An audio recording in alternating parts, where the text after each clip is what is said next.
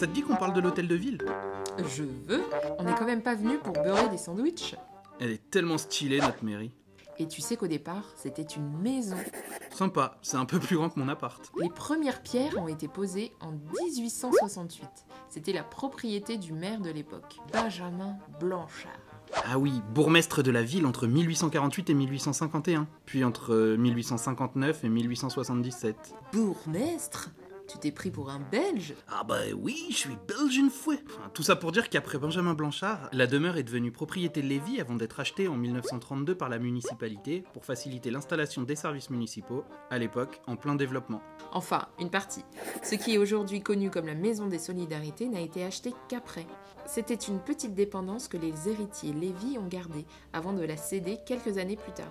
Faut dire que la maison, c'était pas une bicoque, mais dès l'achat, une extension a été commandée par la ville, afin de créer la salle des mariages qu'on connaît aujourd'hui, mais aussi le porche d'entrée. Le 30 juillet 1933, c'est l'inauguration de la nouvelle mairie. Tout à fait. Il faut dire que ça changeait la vie. Car entre 1864 et 1930, les conseillers municipaux siégeaient dans l'ancienne mairie, qui abrite aujourd'hui l'espace senior Anatole France. Oui, sauf que cette ancienne mairie abritait aussi l'école du village, et ce jusqu'en 1902. Date du transfert des écoliers vers la nouvelle école pour garçons. La place manquait un petit peu.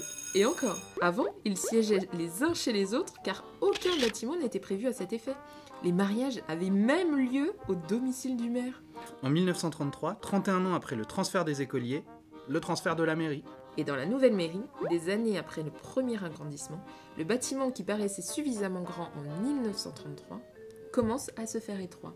Et la municipalité fit construire une annexe. Sur les plans de l'architecte Poisneau. Qui aujourd'hui n'est plus fonctionnelle. Et un étage au-dessus de la salle des mariages. Sur les plans de l'architecte Baranger. Et au fil du temps et des évolutions, c'est devenu la superbe mairie que nous pouvons observer aujourd'hui.